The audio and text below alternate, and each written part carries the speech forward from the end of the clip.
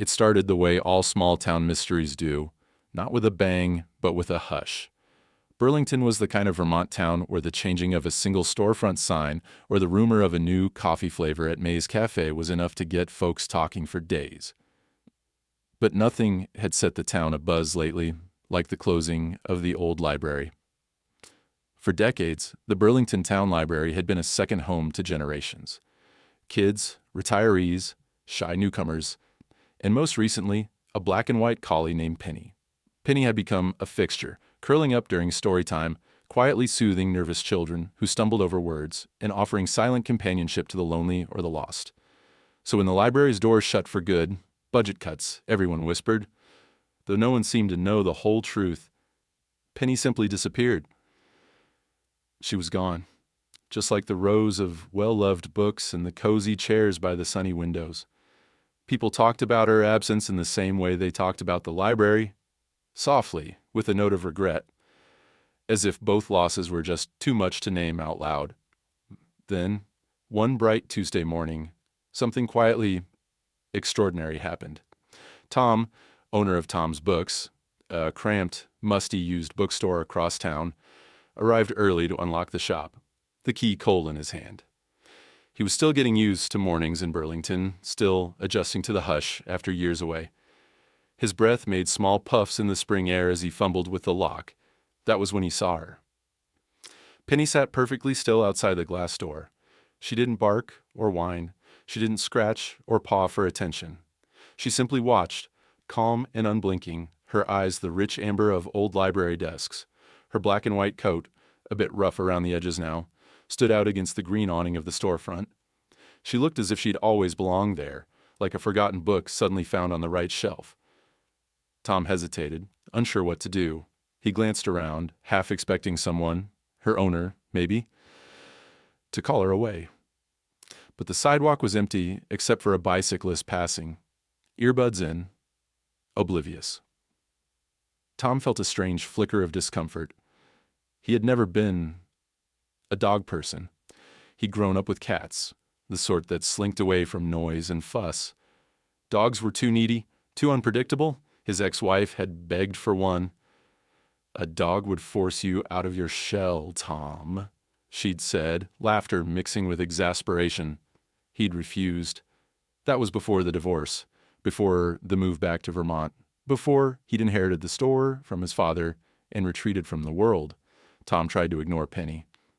He pushed open the door, stepped around her, and ducked inside, the bell above the frame jingling. She didn't move. Through the glass, he could feel her eyes on him as he set about his morning rituals, turning on the dim lamps, flipping the closed sign to open, and straightening the stacks of used paperbacks that never seemed to sell. He told himself it was just a coincidence. Maybe she was lost. Maybe someone would come looking. Maybe by the time he unlocked again tomorrow, she'd be gone. But Penny came back the next day. And the day after that. Always the same. Silent, unmoving, watching. She'd arrived just before Tom did, sometimes with a faint trace of dew on her fur, and settled herself by the glass, front paws perfectly placed, like she was waiting for a story to begin. Tom found himself avoiding her gaze, pretending to be absorbed in the dusty registers or the squeaky book cart. Yet, every now and then, he'd catch her reflection in the window, steady, gentle, patient. Word spread, as it always does in small towns. People passing by in the morning would pause and peer in, whispering to one another. Tom pretended not to notice the attention. He didn't want drama. He didn't want questions. But Penny's persistence did something to the atmosphere, even inside the store. It was as if her quiet presence at the door softened the hush that had settled over Tom's life. In the past, he'd gotten used to his own company, the scrape of the mop across the floor, the muffled shuffle of pages, the clock ticking. Now, he found himself distracted, wondering if she'd still be there. After lunch, he caught himself peering out through the bookshelves to check. She always was. One evening, as Tom was closing up, a mother and her daughter stopped by. The girl pressed her face to the glass, eyes wide. "Look, Mom, that's Penny, the library dog." The mother smiled with a kind of wistfulness. You remember her? She used to help you with your reading. Tom overheard the exchange and felt something tight in his chest. He remembered, too. He remembered the way Penny had curled around the feet of anxious children at story hour, how she'd let them stroke her soft fur as they stumbled through sentences. He wondered if she remembered, too, or if she was just waiting for someone to open a door. Still, Tom said nothing. He swept up the last crumbs from the floor, locked the door, and left Penny sitting outside as the dusk settled in. That night, he lay awake, replaying the image of her sitting so patiently, the way her eyes seemed to know more than she let on. By the end of the week, Tom felt a strange mixture of guilt and curiosity every time he saw her. What did she want? Why his shop, of all places? Why now, when he'd worked so hard to keep his life simple and solitary? He didn't know it yet. But Penny was about to change all of that. She was, in her quiet way, inviting him to turn the page. The town of Burlington often felt like it moved on the axis of routine. Morning walks, the slow crawl of cars on Main Street, the clang of the bakery's bell. For Tom, every day was a careful, deliberate repetition. He'd built his world that way, stacking habit upon habit until nothing unexpected could slip in. After his divorce, Tom had packed up his city apartment in a single, sleepless weekend. The walls, once lined with his father's books and his own half-finished manuscripts, felt cold and hollow. In boxes labeled with Sharpie, fiction, nonfiction, dad's stuff, unsent letters, were loaded into the rental van with no ceremony. In Vermont, his father's old bookstore waited, Tom's Books, a name simple and honest, hand-painted on the fading wooden sign. At first, Tom thought he'd found the perfect escape. The store was a world unto itself, 4 walls of solace, dusty with memory.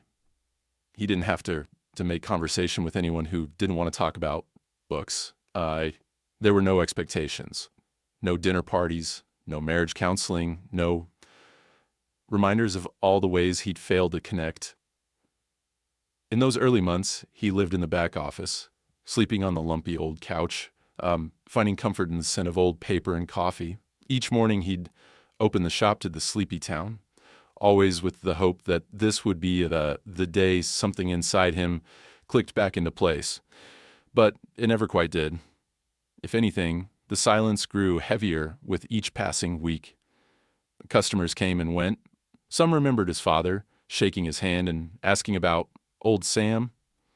Tom would nod, offer a polite smile, and recommend a mystery novel he'd never read. In truth, Tom had barely touched a book since his father's funeral. The very act of reading aloud, the ritual that had once brought him and his dad together, felt impossible now. The words caught in his throat like stones. He learned to keep people at a distance, using the clutter of the shop as a kind of barrier. If someone lingered too long at the counter, he'd busy himself with inventory. If a customer asked about his personal life, he'd brush off the question with a practiced shrug. The only conversations he truly enjoyed were with Mrs. Fletcher, the elderly postmistress who'd known him as a boy, and even those were brief and businesslike. He liked to believe he was okay with solitude. No pets, no roommates, mates, no strings. Drama belonged in novels, not in real life. So when Penny arrived and refused to leave, Tom felt his carefully constructed walls begin to tremble, ever so slightly. There was something about her calm, steady presence that made it harder to hide from himself. On that third day of her vigil, he found himself standing by the front window, mug in hand, just watching her as she sat. She never barked or whimpered. She never paced or pawed at the door. She simply waited, as if she trusted that Tom would eventually do the right thing, even if he didn't know what it was yet. That afternoon, Tom's phone buzzed with a text from his sister in Boston. "How's Vermont? You sound lonely on the phone." Tom ignored it. He poured himself into busy work, cleaning, sorting, restocking the new arrival shelf, anything to keep his mind off the silence in the shop and the dog outside. But Penny had a way of making herself part of the landscape. Customers noticed her almost immediately, An elderly woman paused at the window, tears in her eyes. "That's Penny, isn't it?" she whispered, half to herself. "The reading dog from the library? She used to sit with my grandson when he was scared to read aloud." A boy, maybe 8 years old, pressed his palm to the glass and grinned. "Can I pet her?" he asked, looking up at Tom with hopeful eyes. Tom mumbled something about allergies, about store policy, but the truth was simpler. He was afraid. Not of dogs, not really, but of what letting her in might mean. Of opening up to something or someone again. Penny just watched him, her eyes patient and unjudging. That night, Tom found himself pacing his cramped apartment above the store, staring at the ceiling fans spinning shadows across the walls. He remembered how his father used to read to him when he was a child, the comforting cadence of his voice filling the small space, making the world feel safe and whole. He remembered, too, how his father had loved animals. A string of stray cats, a pair of rescue dogs, even a parrot that had lived to a comical old age.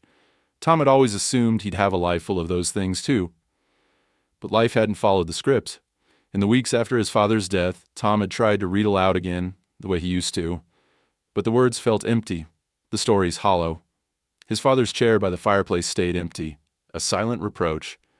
The only things that filled the void were regret and old paperbacks. Now, with Penny sitting outside every morning, something old and familiar began to stir. A longing for connection, for ritual, for the quiet comfort of another living being. Tom resisted it, of course. He told himself he was too busy, too set in his ways. He told himself he was fine. But each morning, Penny was there, a quiet challenge. Sometimes she lay down, head resting on her paws, eyes tracking him as he moved about inside. Sometimes she simply sat, her posture regal, as if she belonged to some older, slower world. The townspeople started to talk. Tom overheard their whispers, how the dogs seemed to be waiting for something, or someone, how she was bringing a bit of the lost library's magic back to the streets of Burlington. For Tom, that magic was an uncomfortable thing. He found himself daydreaming during slow hours, imagining what it would be like to have Penny inside the store, curled up by the window as customers browsed, offering her quiet companionship to anyone who needed it. He imagined reading aloud again. Not for himself, but for her, the words filling the air and making the old bookstore feel alive in a way it hadn't for years. He shook the thoughts away. That wasn't his life. Not anymore. He locked up at night, turning off the lights with a sense of relief, as if closing the store could keep the outside world and Penny's quiet hope at bay. But as he lay in bed, the image of her waiting by the glass door haunted him, gentle and persistent as the turning of a page. By the fourth morning, Tom found himself hovering by the window before opening up, coffee cooling in his mug as he peered through the glass. Penny was there, just as she had been every day, a steady presence in the uncertain tide of his life. For a moment, Tom watched her, his mind swirling with questions he never thought he'd ask about a dog. What did she want from him? Why his shop? Was it just the shape of his loneliness calling to her? Or something deeper, something unspoken and mysterious? It was raining that day, a thin Vermont drizzle that turned the sidewalk slick and the sky a stubborn gray. Tom's old boots splashed through puddles as he walked the block from his upstairs apartment to the store. When he arrived, he saw that Penny's fur was spattered with water. But she didn't seem to mind. She was sitting perfectly still, as if the world around her couldn't touch her composure. Tom paused, keys jangling in his hand. Something in him shifted, a faint tremor of sympathy, or perhaps guilt. Without allowing himself to overthink, he ducked back inside, rummaged through the storage closet, and reappeared with a stainless steel bowl. He filled it with water from the tap and placed it just outside the door, as if it had always belonged there. Penny looked at him, her eyes warm and clear. She didn't rush the bowl, just acknowledged its presence with a slow blink, then leaned down for a careful drink. Tom tried not to watch, tried not to care. But as he arranged the day's new arrivals in the window, he found himself glancing back, again and again, unable to resist the quiet gravity of her presence. The next day, it was a piece of toast crust left over from his rushed breakfast upstairs. He set it out beside the water bowl, feeling foolish and exposed, as if someone might walk by and accuse him of caring. Penny accepted the offering with her usual grace. No wagging, no frantic joy, just a dignified nod, a gentle acceptance. Each small gesture became its own ritual, a dance of hesitant kindness between man and dog. Tom refused to let himself think too much about it. He kept his distance, convinced he was still in control, still maintaining the boundaries that protected his solitude. But something was shifting, day by day, almost too slowly to notice. By the end of the week, Tom realized Penny had changed the rhythm of his life. He found himself searching the shelves for old pillows, ones his father had kept for reading nooks that never quite filled up. On Friday morning, he shook out the dust and set one at the threshold, folding it carefully so it looked inviting. Penny took her time, circling the spot before lying down, her nose tilted up toward the new arrivals display in the window. She looked, Tom thought, almost as if she was reading the titles, deciding which book she might choose if she could. Inside, Tom went about his day, but he was different now. Lighter, somehow, like the air had changed. He avoided eye contact with Penny, and yet he was aware of her in every movement, every decision. There was a new energy in the shop, a kind of anticipation that buzzed in the silence. It was late afternoon when the first real test of his resolve arrived. A young woman with her toddler stopped outside. The little girl tugged at her mother's sleeve, pointing eagerly at Penny curled on the pillow. "Can we say hi?" she pleaded, eyes wide and hopeful. Tom stiffened. He wanted to say no, to cling to his boundaries.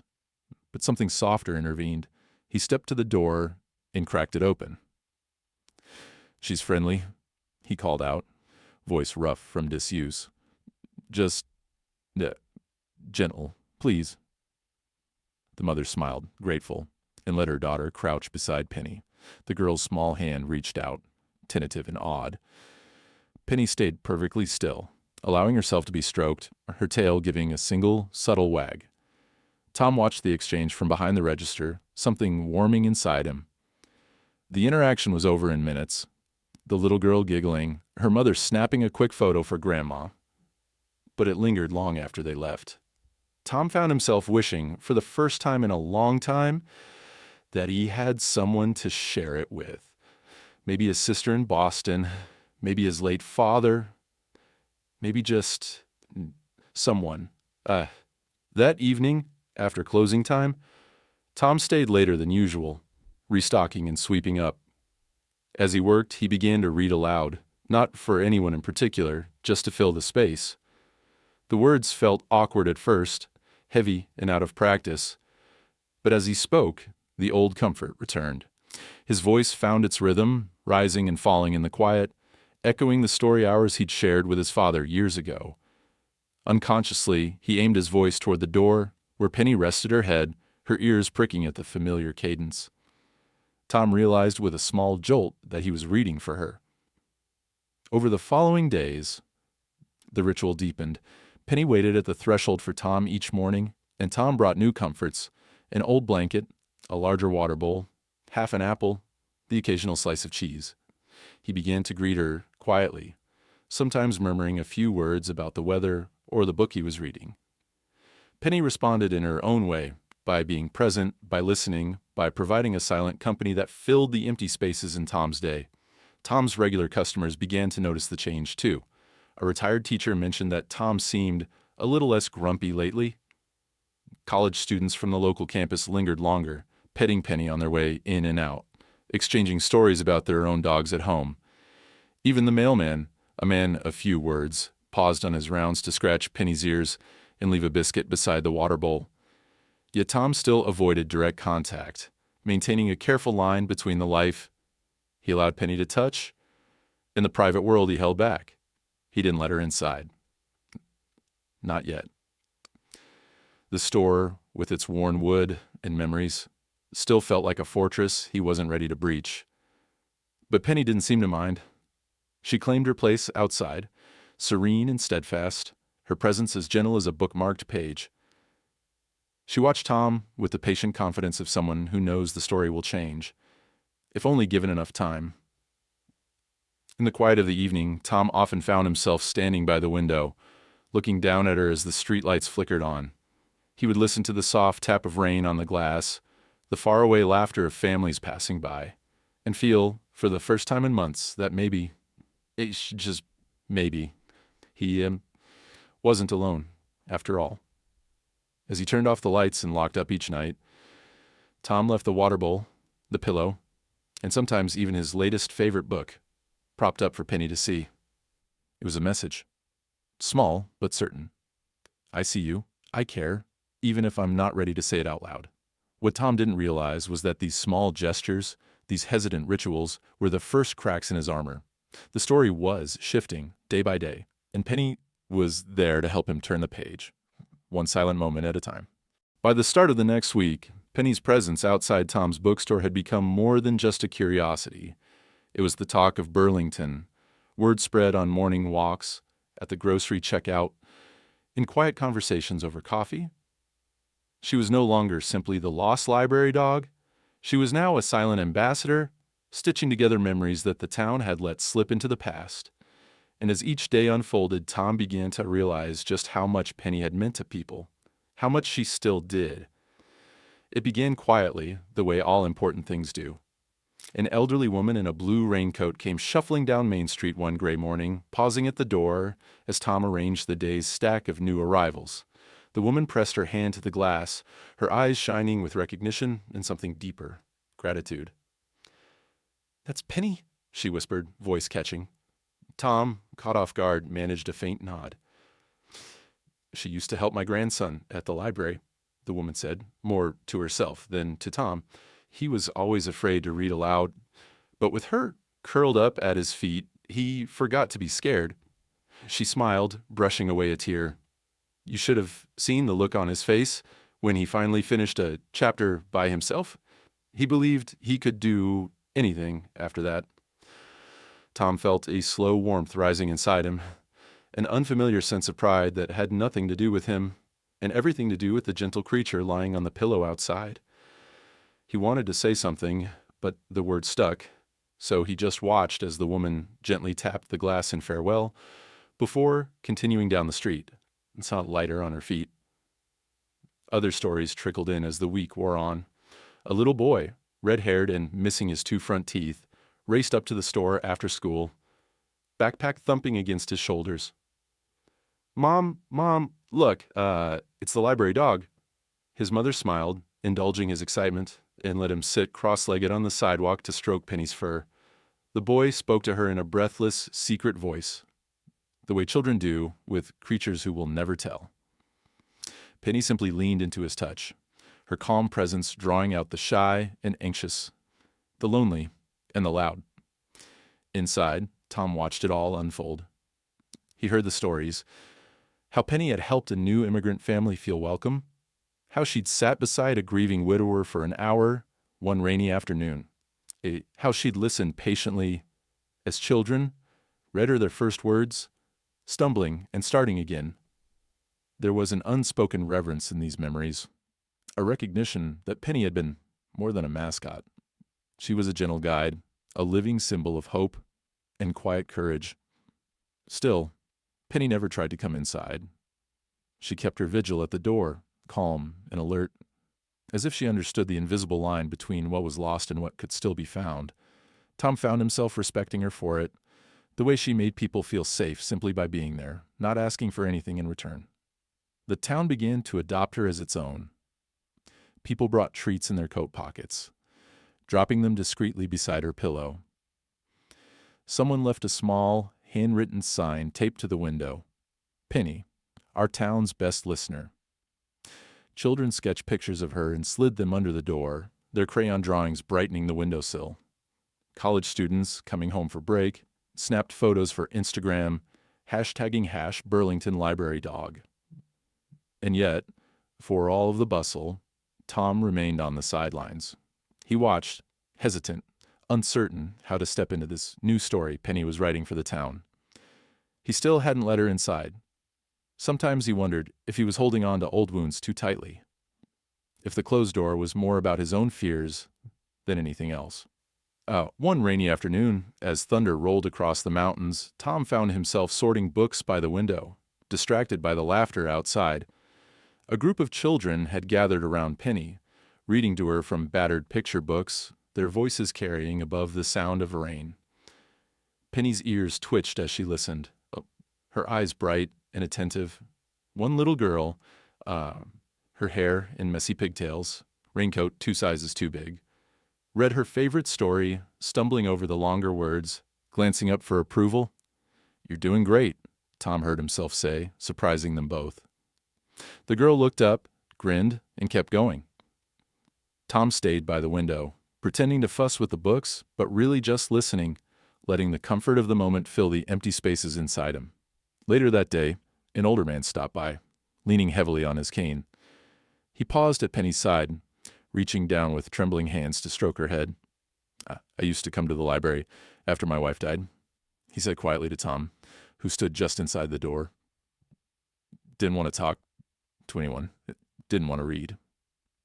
But that dog, she just sat with me, didn't ask anything, made the world feel a little less empty." Tom's throat tightened. He thought of his father, of all the afternoons they'd spent together in silence, sharing stories, sharing grief.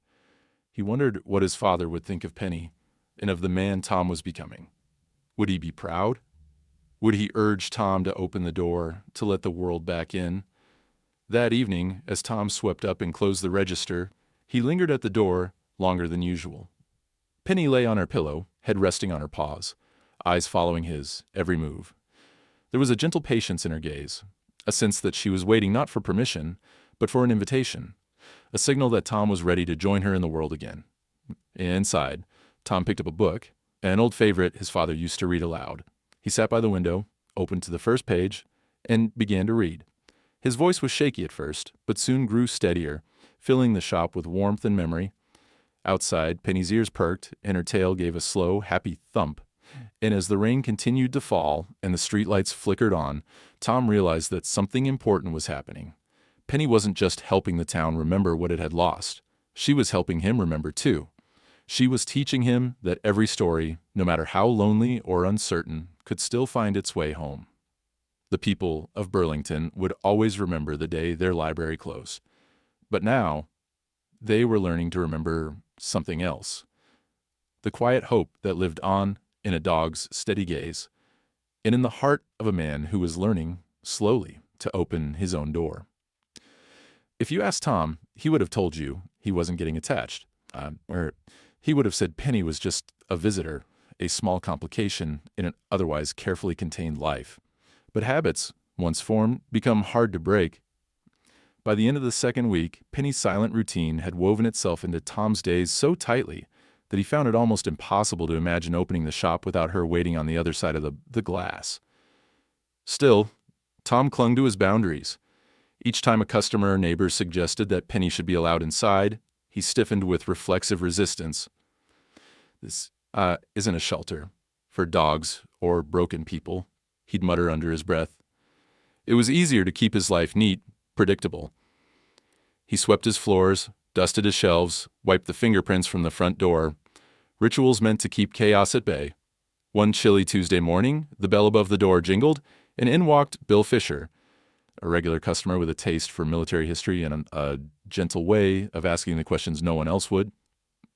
Bill set a stack of dog-eared paperbacks on the counter, but instead of digging for his wallet, he peered out the front window. Penny, as usual, was curled on her pillow, watching the world pass by.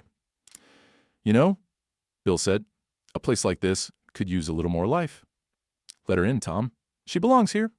Same as any of us." Tom bristled. "This isn't a dog park, Bill." Bill smiled, unbothered. "No, but it's a good place for stories. And that's a dog with a lot of them." He nodded toward Penny, his gaze kind but insistent. "You might be surprised what she brings out in people. Or in you." Well, Tom avoided the subject, ringing up Bill's books with forced efficiency. But Bill's words lingered, echoing in the quiet after he left. That afternoon, Tom found himself pacing behind the counter, watching Penny through the glass. She had become a fixture.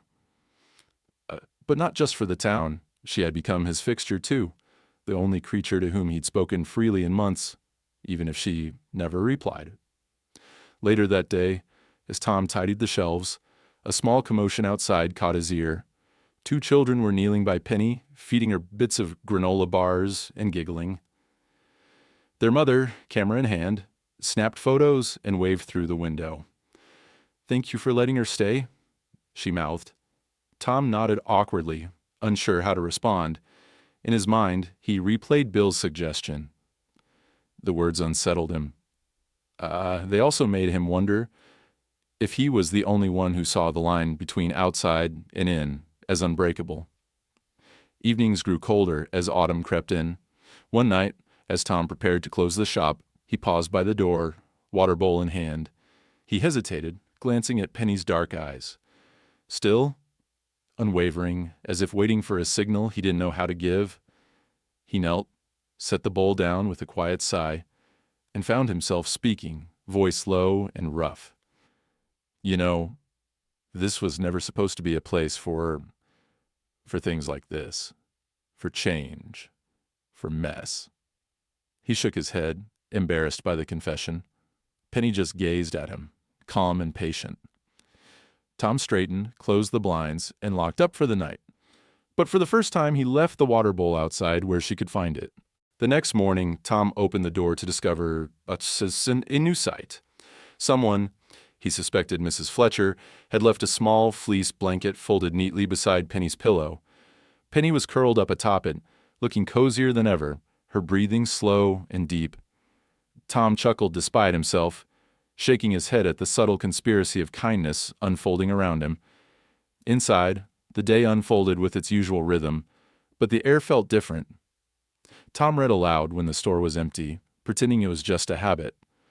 But the words now carried farther, as if hoping to reach Penny through the glass. Sometimes he'd catch her ears perking up at a familiar story, and he'd find himself reading a little louder, a little clearer. But as the week passed, Tom's internal battle intensified. He found himself arguing with his own instincts, replaying the same doubts over and over. What if she made a mess? What if she scared the customers? What if letting her in meant letting in all the chaos he'd spent years trying to keep out? That Friday, after a long, quiet afternoon, a high school student stopped in to browse the poetry shelf. She lingered by the window, watching Penny, then turned to Tom with a question. "She's the library dog, right? Why does she stay outside?" Tom hesitated, caught off guard. "Just, store policy," he answered, his voice flat. The girl shrugged, but before she left, she knelt by the door, pressing her palm to the glass.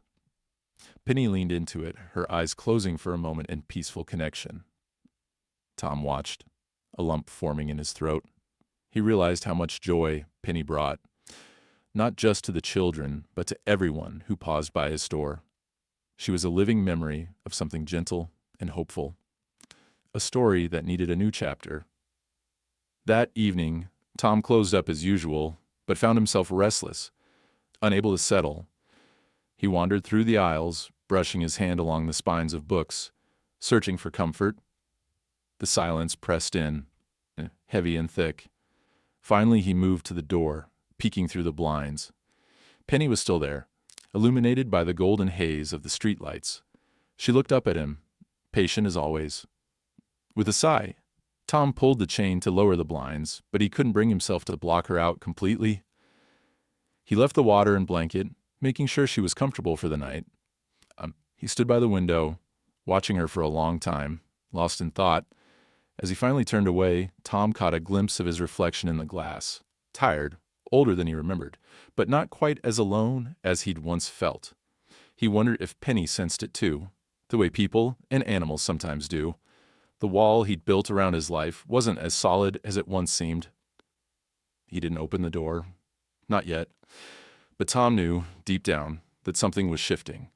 Penny was wearing him down in the gentlest way possible, teaching him that some boundaries were meant to be crossed, that sometimes the best stories began when you let go of control. Outside, Penny settled into her blanket, eyes closing as she drifted off to sleep, and inside, Tom, sitting alone among 1,000 stories, felt, for the first time in a long while, that maybe it was okay to hope for a new beginning. It was a Thursday when everything changed.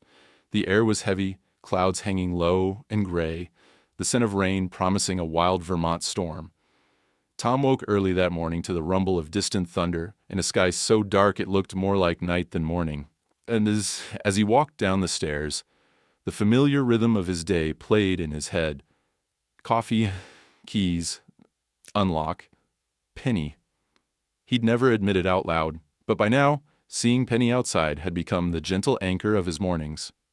But when Tom rounded the corner, coffee in hand, he stopped cold. The pillow by the bookstore door was empty. The water bowl was untouched. And the blanket Mrs. Fletcher had brought was still neatly folded, unclaimed. For a long moment, Tom simply stared. The town was quiet, the kind of hush that comes before a storm breaks. He scanned the sidewalk, heart pounding, trying to catch a glimpse of black and white fur. Nothing. There was only the slow patter of rain beginning to dot the pavement. He told himself not to worry. Maybe she was off chasing a squirrel. Or perhaps someone from the library had taken her in for the night. He even tried convincing himself he should be relieved. Maybe this was the natural ending, the gentle way things sometimes faded out in life, like an old story closing its cover for the last time. But he knew, deep down, that he was lying to himself. He opened the store, moving through the motions with a heaviness that felt new and raw. The shop felt cavernous and cold, the silence inside less comforting and more oppressive. Every time the door creaked or a shadow moved across the glass, Tom looked up, hope flickering, only to find it was just another customer, another delivery, never Penny. As the rain picked up, so did his restlessness. He tried to shelve books, his hands trembling as he arranged spines, unable to remember what went where. He tried reading aloud, but the words fell flat, hanging in the air without a listener. He even caught himself mumbling, "Where are you, girl?" under his breath, as if Penny might materialize out of thin air in response. By mid-afternoon, the storm arrived in earnest. Wind whipped at the awning, rattling the windows, making the old wooden sign creak. People hurried past, heads down, umbrellas snapping inside out. The few who did venture into the shop brought with them a gust of cold air and wet footprints. Mrs. Fletcher stopped in, her umbrella dripping. "Tom, is Penny around?" she asked, concern knitting her brows. He shook his head. "Not this morning," he replied, his voice flat. She pressed her lips together. "I'm sure she'll turn up. She's a smart one." But Tom saw the worry in her eyes, the same worry tugging at his own heart. As evening crept in, the storm only grew wilder. Thunder crashed. Lightning lit up the empty street, and the bookstore rattled as if a giant were shaking it by the rafters. Tom watched the pillow by the door, the way it sagged under the weight of nothing at all, and felt a pang he hadn't expected, a deep, aching sense of loss. Years, and he tried to busy himself, making lists of things to do, but his mind kept circling back to Penny. Where did she go when it stormed? Was she scared? Did she have somewhere warm? Somewhere safe? By closing time, the anxiety had built into something, urgent. Tom stood by the door, raincoat in hand, staring out into the soaked street. The town was all but deserted now, everyone huddled inside, lights glowing behind rain-streaked windows. Tom hesitated only a moment longer before locking up the store and stepping out into the storm. And the wind slapped at his face, cold and sharp. Rain pelted down, soaking through his coat in minutes. Tom trudged through the puddles, peering into alleys and behind dumpsters, calling Penny's name in a voice half drowned by the roar of the storm. Instinct drew him toward the library, or what was left of it. The old brick building with its windows boarded and doors locked tight. For some reason, he couldn't shake the feeling that if Penny belonged anywhere in this world, it was here, at the place where she'd first found her purpose. The streetlights flickered as he rounded the corner, the library steps looming out of the darkness. And there, just as he'd hoped and feared He saw her. Penny was curled in a tight ball at the top of the steps, rain matting her fur, her body shivering with cold. She didn't bark, didn't even lift her head as Tom approached. She looked smaller than usual, somehow both fragile and stubborn, clinging to the place that had meant everything to her. Tom knelt beside her, not caring about the rain soaking his jeans, not caring who might see him. He reached out, his hands trembling, and gently draped his coat over Penny's back. For a moment, neither moved. Tom sat in silence, close enough to feel her shivering, wishing he could take away her pain. "It's okay," he murmured, voice barely audible above the storm. "You don't have to stay here. Not anymore." Penny turned her head, pressing her nose into the crook of his arm. Tom felt something break open inside him, a raw, vulnerable place he hadn't touched in years. He stayed there on the steps, the two of them weathering the storm together, no words needed. Eventually, when the rain slowed to a gentle drizzle, Tom stood, lifting Penny gently in his arms. She didn't resist, just, looked up at him with quiet trust. He carried her down the steps and through the empty streets, back towards the bookstore. As they walked, Tom felt something shift inside, a sense that he was no longer just moving through his routines, but moving toward something new. He was making a choice, turning the page. For the first time, he understood that Penny's loyalty wasn't just about a place or a routine. It was about connection, about finding warmth and comfort together in a world that could turn cold and dark without warning. When they reached the store, Tom unlocked the door, carried Penny inside, and set her gently on a pile of blankets in the back room. He fetched an old towel, dried her off as best he could, and sat beside her as she drifted into an exhausted sleep. For a long while, Tom just watched her, listening to her steady breathing, the storm now only a memory tapping gently against the windows. He realized finally that the emptiness he'd felt all day was about more than just Penny's absence. It was about the walls he'd built around himself, the fear of letting anyone, anything, in. And as Penny slept beside him, Tom decided it was time to let the world back in, one small act of kindness at a time. When the sun finally rose the next morning, Burlington felt washed clean by the storm. The streets shone with puddles, and the trees, once bowed beneath wind and rain, now stood tall, their leaves glittering with leftover drops. The quiet, after a storm in Vermont, was its own kind of peace, a soft, trembling hush that seemed to ask, what will you do with this new beginning? Inside Tom's bookstore, the world was different, too.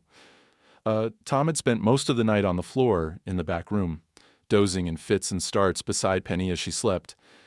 It surprised him how natural it felt. He didn't care that his pillow was a rolled-up sweater or that his back would be sore for days. What mattered was the presence of the dog, whose faithfulness had drawn him out into the storm and brought him back into the warmth of connection. He watched Penny's chest rise and fall, heard her sigh, and realized he was more at peace than he had been in years. By mid-morning, Penny was awake, slow, and a little stiff, but dry and warm, and for the first time, inside the shop. She sniffed at the old rug, then padded quietly to the children's section, where she sat with her nose tucked between two shelves of well-worn picture books. Tom made her a simple breakfast, scrambled eggs and a little ham from his own fridge. She ate without hesitation, then curled up again, tail wrapped around her paws. Tom lingered in the doorway, coffee mug in hand, taking in the scene. It was quiet, but not empty. For years he'd guarded his solitude like a secret, but as he watched Penny settle in, he saw how her presence filled up the corners of the store, banishing the echo of loneliness. He felt something loosen inside him, an old knot unraveling. After a while, Tom opened the door and let in the morning air. A couple of regulars peered in, surprised to see Penny stretched out by the children's section instead of her usual spot outside. Mrs. Fletcher was first.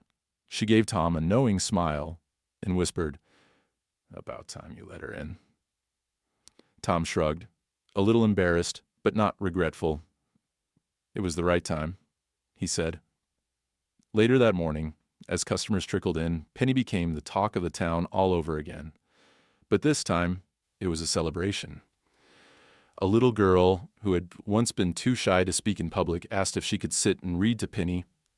Tom set out a blanket and a stack of picture books.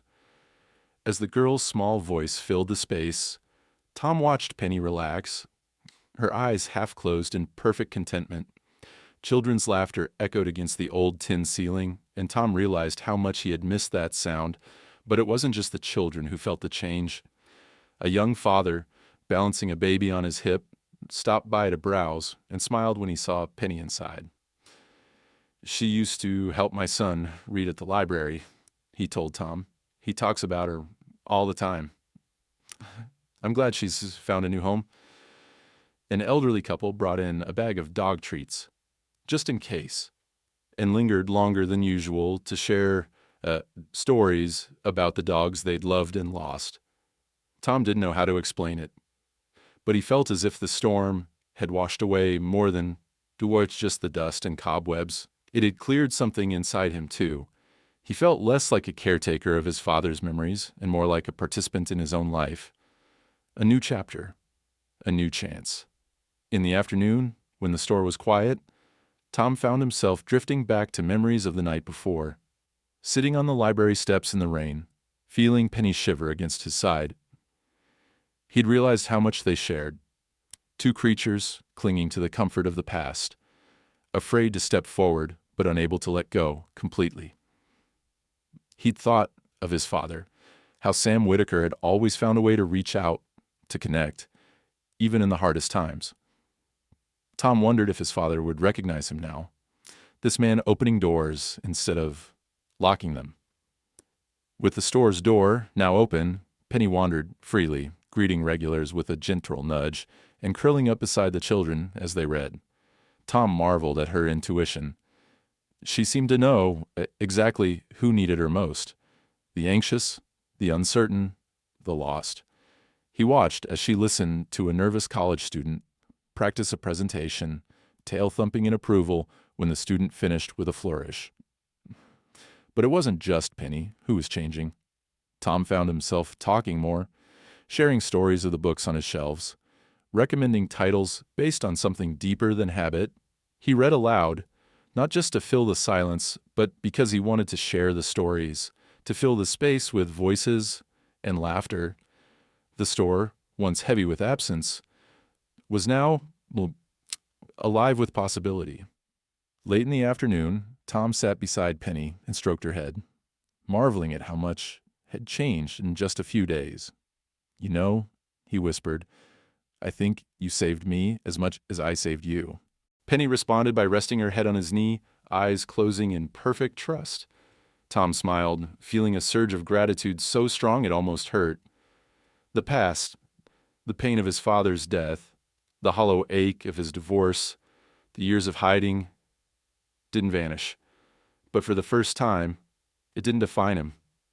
Outside, the sun slipped lower in the sky, and the golden lights slanted across the store's floor. Tom watched Penny's black and white fur glow in the warmth. He realized he didn't need to be alone anymore. The world was bigger, kinder, and more surprising than he dared hope. And as Penny found her place by the new arrivals display, the bookstore's old walls seemed to breathe in relief, grateful for the new life that had come to fill them. That evening, Tom kept the store open a little later, just to enjoy the company. He didn't feel anxious or tired. He sat with Penny, the store humming with quiet happiness, and listened to the gentle sounds of pages turning and voices reading, proof that, even after the hardest storms, there could be new beginnings. The day after the storm, Tom rose with the early sun. It was habit by now, making coffee, pulling on a sweater, and glancing out the window to check for Penny. But something was different this morning. Instead of waiting outside, Penny was already inside the shop, curled on her blanket in the corner, nose pointed toward the new arrivals display. Tom smiled to himself.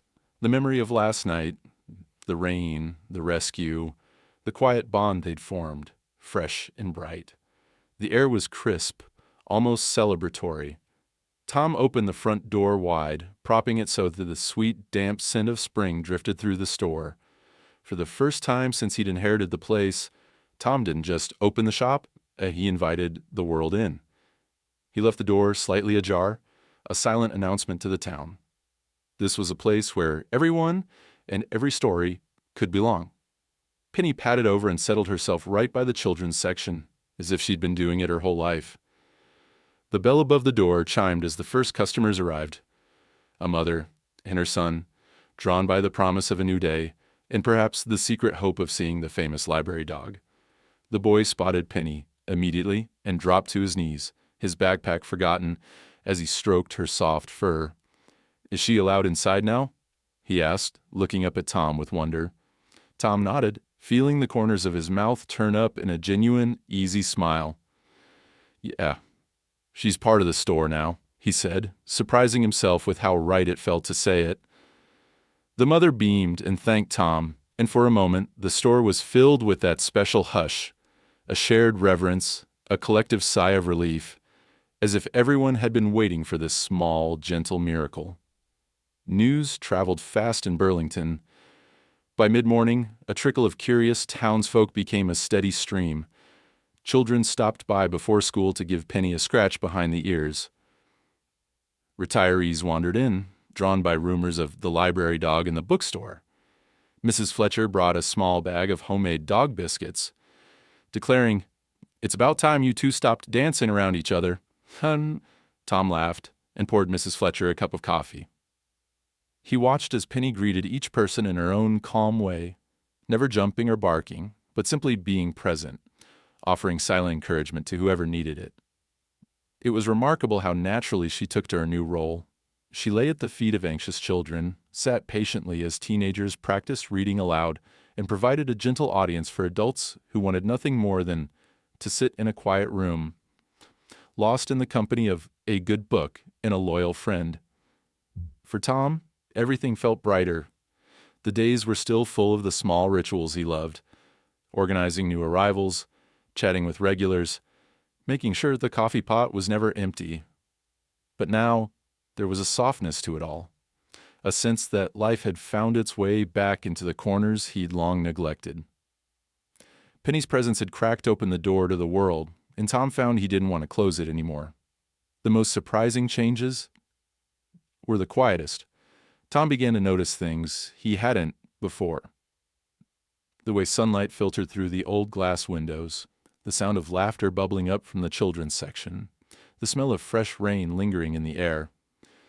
He saw how customers lingered longer, how they spoke a little more freely, how the walls that once echoed with emptiness now hummed with stories and warmth. On that first day, no one made a fuss when Penny finally entered the store for good. There was no announcement, no grand gesture. It was simply a new reality, settled into place as gently as the morning light. Penny seemed to understand the gravity of it, too. She claimed her spot by the low bookshelf, eyes half closed in satisfaction, as if she'd always known she'd end up here. The children were especially delighted. One by one, they came to read to Penny, each vying for her attention. Tom watched from behind the counter, pride blooming in his chest. He even found himself joining in, picking up his father's old copy of Charlotte's Web and reading a few chapters aloud for the group. Penny listened intently, ears perked, and the children nestled closer, drawn into the story by the magic of the moment. The adults found comfort too. An older man who rarely spoke more than a word at a time brought in a book of poems and sat in the quiet, reading aloud to Penny while she dozed at his feet. A young woman, working through a messy breakup, confessed to Tom that coming to the bookstore felt like taking a breath after holding it for months. Penny, she said, seemed to know exactly how much attention or space each person needed. Tom marveled at the transformation, not just in the shop, but in himself. He was smiling more, laughing more, even singing quietly to himself as he swept the floors at closing time. He realized how long he'd been holding back, waiting for some signal that it was safe to care again. Penny had given him that signal, not through words, but through her quiet persistence and unconditional trust. As dusk fell, the last customer left, and Tom stood by the open door, watching the street bathed in the golden glow of evening. Penny sat beside him, looking up with gentle eyes that seemed to say, "See? It wasn't so hard after all." Tom scratched behind her ears and whispered, "You did good, girl." That night, Tom left the door cracked open a little longer, letting the cool breeze sweep through the aisles of books. He thought about all the ways his life had changed since Penny first appeared at the glass, how each small act of kindness had opened him up to something bigger. He knew there would still be hard days, moments when the past pressed in or the loneliness threatened to return. But with Penny by his side, he felt ready to face whatever stories the future might bring. The bookstore, once a fortress of solitude, was now a place of welcome. And in the gentle hush of that first evening with Penny inside, Tom realized the door he'd left open wasn't just for her, it was for himself, and for anyone who needed a place to feel safe, seen, and loved. The days that followed Penny's first entrance into Tom's books settled into a new, gentle rhythm, a harmony of old rituals reshaped by change. Penny's spot by the children's section became something of a legend in Burlington. The sign Tom had propped beside her, hand-lettered in bold, careful strokes, read, "Quiet reader with 4 legs on duty." It made passers-by smile, and soon enough, it made regulars out of people who'd rarely stopped by before. Every morning, Tom opened the door just a little early, a habit that surprised even him. He found himself looking forward to the first small feet pattering across the threshold, children's voices chirping with excitement as they looked for Penny. Some days, there was a small queue by the door, children holding favorite books, and teens clutching graphic novels, adults with trembling hands and dog-eared poetry. Penny greeted each with her steady calm, her tail giving a gentle wag. Tom noticed something profound, how Penny's quiet presence changed the room, softened edges, and drew out even the shyest readers. She'd curl beside a child as they read, her gaze steady and warm, her breathing matching the rhythm of the words. Nervous readers slowed down, finding their pace. Anxious children calmed, feeling the reassuring weight of her head resting on their lap. And one rainy morning, a boy named Ethan, small, freckled, always hiding behind his mother, approached the children's area with a book clutched to his chest. He'd struggled with reading all year, his mother confided, blushing with worry. Tom smiled and invited Ethan to sit with Penny. "Take your time," Tom said. "She's a great listener." Ethan looked doubtful, but Penny gave him a gentle nudge.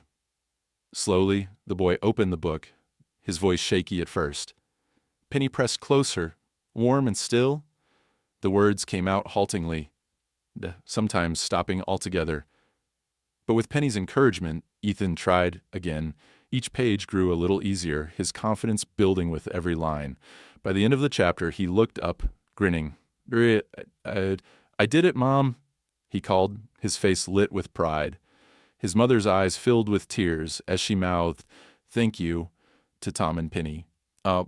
Tom felt something deep inside him shift, a sense of purpose he hadn't felt in years, as if all his grief and isolation had somehow made space for this moment of quiet triumph. Word about Penny and her reading nooks spread beyond Main Street.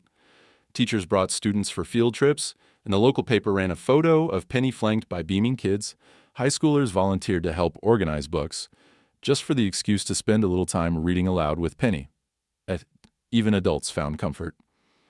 One afternoon, Tom noticed Mrs. Fletcher reading to Penny in a soft, trembling voice, a collection of old love poems resting on her knees.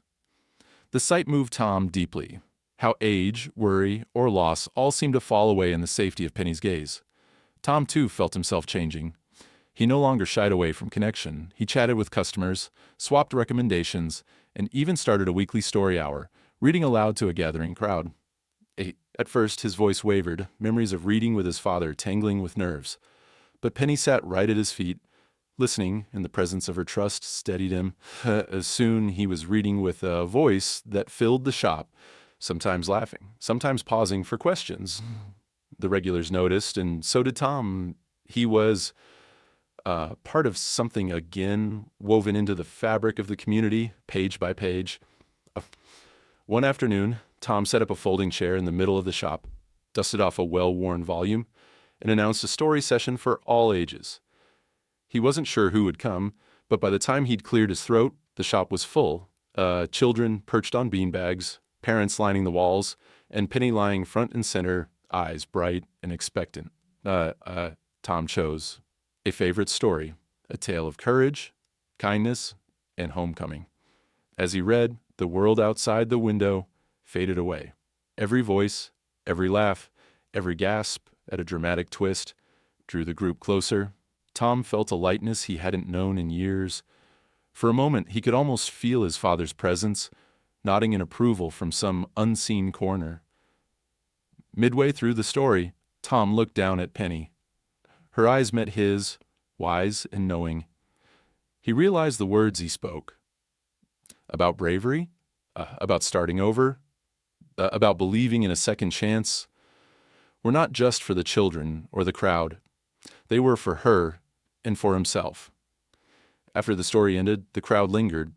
Some shared their own tales, some asked for recommendations. Others simply petted Penny and thanked Tom for opening his doors and heart. The bookstore, once silent and still, now buzzed with warmth and life.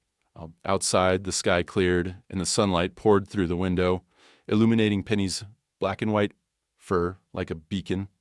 As the day wound down, Tom pinned a second sign near Penny's spot, this one drawn by a child in bright crayon colors. Penny, the bookstore's best friend. He left it there, smiling as a reminder of how far they'd come. Before closing that night, Tom paused in the middle of the shop, listening to the echo of laughter and voices still hanging in the air. Penny sat at his feet, tail thumping softly. He knelt beside her, scratching her behind the ears. "Thank you, Penny," Tom whispered. "You brought us all back together." Penny nuzzled his hand in answer. Tom looked around at the shelves, the stacks of stories waiting to be shared, and felt a quiet certainty. The bookstore wasn't just a place for books anymore. It was a place for healing, for hope, and for new chapters. And as Tom flipped the sign to closed and watched Penny settle in for the night, he knew the story they'd started together was only just beginning. As spring melted quietly into summer, the story of Penny and Tom's bookstore found its own natural rhythm, one shaped by new beginnings, gentle rituals, and the unspoken promise that healing was always possible, no matter how broken you thought you were. The little shop on Main Street, once an island of dust and silence, had become a sanctuary, not only for books, but for every soul in Burlington who needed a place to rest, to remember, or to start again. Penny, of course, was at the heart of it all. She moved through the bookstore with a calm, quiet authority, claiming her favorite spots: the soft patch of sun beneath the front window, the worn carpet by the reading nook, the cool tile near the register on hot afternoons. She'd curl up beside young readers, always alert for a trembling voice or a nervous glance, and offer her steady, reassuring presence until the child found their confidence. Parents, at first hesitant, learned to trust her completely, smiling as their children read aloud, their fears dissolving in the simple magic of a dog who listened without judgment. Older customers, too, came for Penny. Some brought treats, a biscuit slipped from a coat pocket, a slice of apple shared in the hush of a rainy morning. Others brought stories. A retired teacher recited favorite poems, her voice soft but certain. A lonely widower came every Thursday, sitting in companionable silence while Penny rested her head on his shoe. The lines between people and animal, between grief and hope, blurred until all that remained was the shared comfort of belonging. Tom changed as well, though he barely noticed it happening. Where once he had kept the world at arm's length, now he was the first to greet newcomers, the first to offer a recommendation, the first to laugh at a joke or share a memory. The bookstore no longer felt like an inheritance to manage or a burden to bear. It was alive, a living thing that breathed in community and exhaled connection. He opened early now, sometimes before the sun had fully crested the hills, just to watch the world wake up through the storefront window. On busy Saturdays, he'd brew extra coffee and leave it on the counter for anyone to help themselves. He'd share updates about Penny, a funny story, A new trick, a recent adventure. With the delight of a proud parent, some mornings he'd pause and marvel at how far he'd come, how much lighter his steps felt, how much brighter the future seemed with Penny at his side. Children drew pictures of Penny and taped them to the windows. Teens made her an honorary member of their book club, awarding her a Best Listener badge that hung on her collar. One couple, newly engaged, asked if they could take their wedding photos in the shop, with Penny in the background, of course. Tom agreed, grinning at the idea that their bookstore was part of so many stories now. There were quiet moments, too, when the shop emptied out and the light grew soft. Tom would sit in his father's old chair, Penny curled at his feet, and read aloud to the hush. Sometimes the words would catch in his throat, memories of his father, the pain of lost years, the miracle of second chances all tangled together.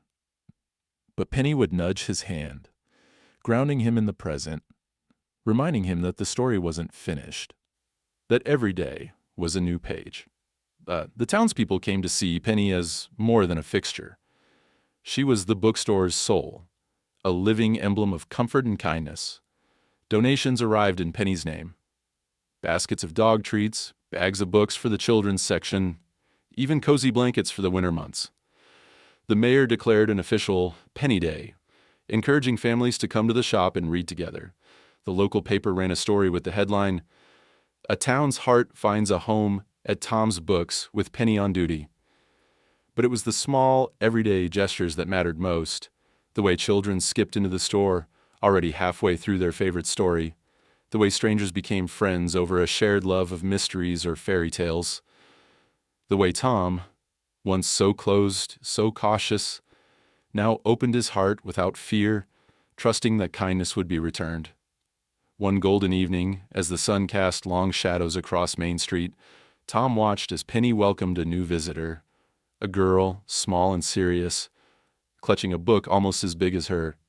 She approached Penny shyly, sat beside her, and began to read in a trembling whisper. Penny rested her head on the girl's knee, tail thumping softly.